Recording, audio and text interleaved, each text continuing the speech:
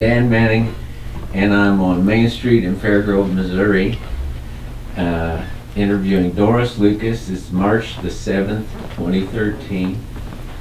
And we're going to just sit here and have a casual conversation about Doris's life.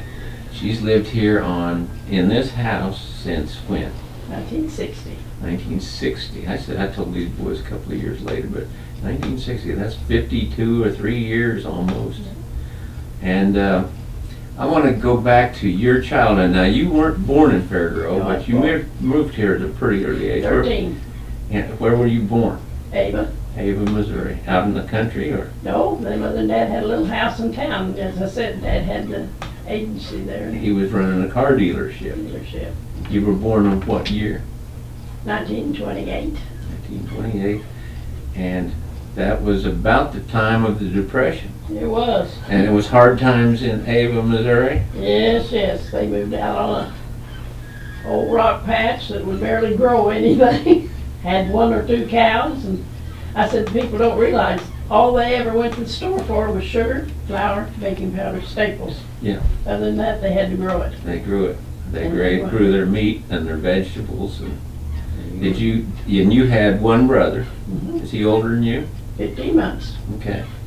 And you kids did what out in the country? Oh my, we plum trees, and the most fun we had that these boys will have to hear is we had a branch that ran, in the spring, summertime it went dry. We would go down there and stay all day, take a can, build us a little fire and catch crawdads, and clean the tails and cook them and eat them. That was lunch. That was fun. Nowadays, you wouldn't no more let your little kids, we weren't very old, you wouldn't no more let them go down, well, that is quite a little ways from the house. Well, you never got in trouble because your folks didn't know what you were up to. They knew what we were doing. It was pretty safe down there in the little creek. Yeah, and we had a field right down there by that Dad plowed and had Indian head arrows. Now and my brother had buckets of Indian head arrows. He was going to build him a fireplace and he got grown, but he never did get his fireplace built. Well, isn't that interesting? And so that was where we spent a lot of our time. Every time Dad would plow, here we go to see what we could find. Of course, I never kept mine. I'd trade them to him for something because I didn't care. Yeah. They were a trade item. But he kept his. Well, that's a great thing to do. Is he still interested in artifacts? Farming. He's just an old farmer. He's been a farmer all of his life. Retired now last year. He had to. His You went to school down there? You began school down there? I did my freshman year at Ava. Now I went to a country school. I mean, country school first. I went to country school, little old 1 room. What was the name of it, you remember? Hunter School. Hunter School, man.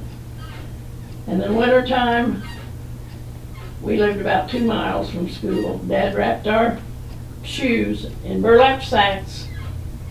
Just to keep your feet from freezing. We didn't have anything like that. In my first year of school, I don't remember it. I vaguely remember the overalls. I wore a pair of overalls and a little shirt she'd made out of flour sacks. Come home at night and then Mother washed them, hung them by the heating stove. We wore them again the next day.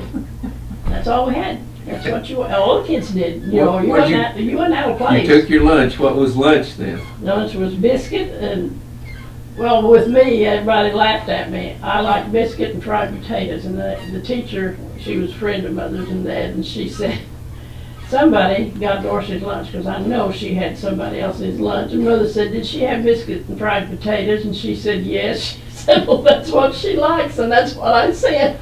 She made a sandwich out of a biscuit and fried potatoes. But now my brother, he took, of course, we had cured ham in the winter, and he took the ham, but I wanted fried potatoes.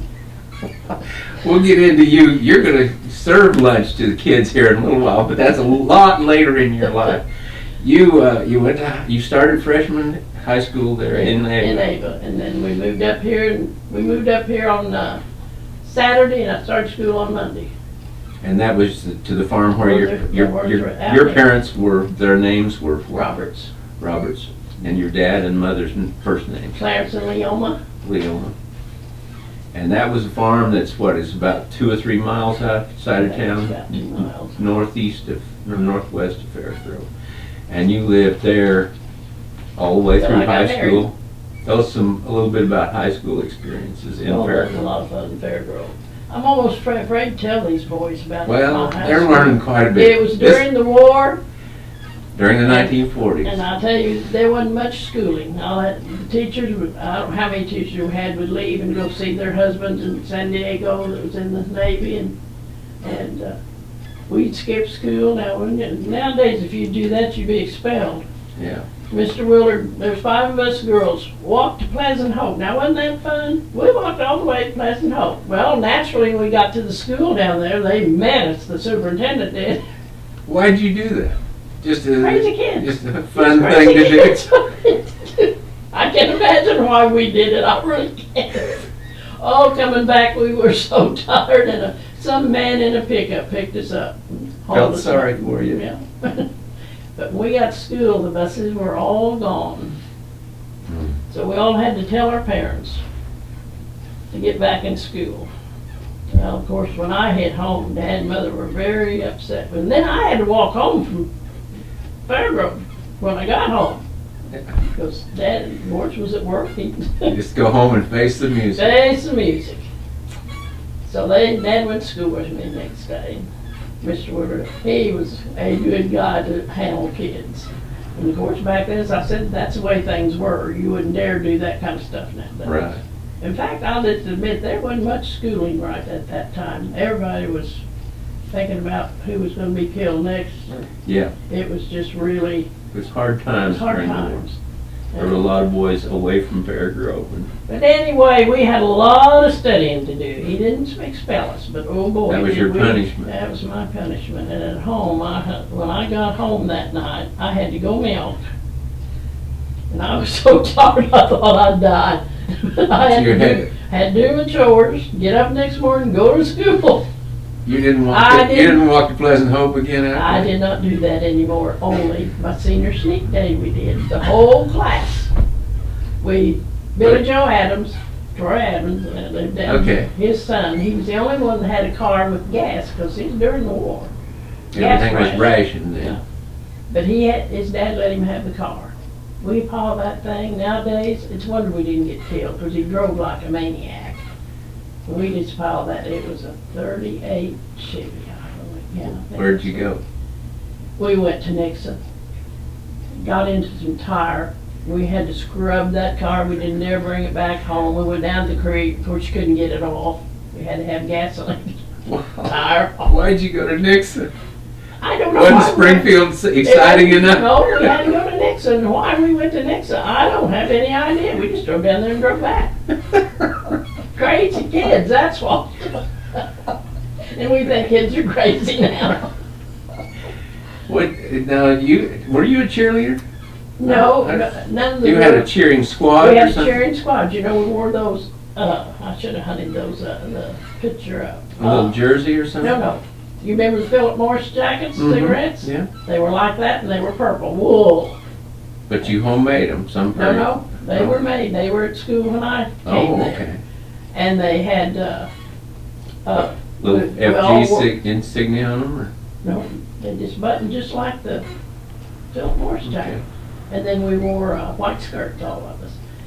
And Mother and Dad couldn't have, I thought I was ruined. Mother and Dad couldn't afford, my skirt was made out of feed sack, dyed, really bleached out. Yeah.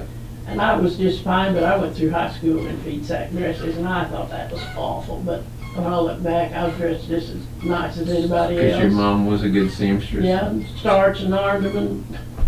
But you knew what they were made of. I thought it was awful. But I wasn't by myself. There were a few others, but there was a few that had better.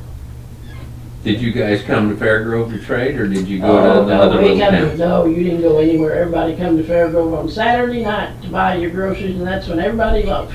Up here in this building right here below. Just sharing the information. You brought your eggs and sold them, and bought your groceries.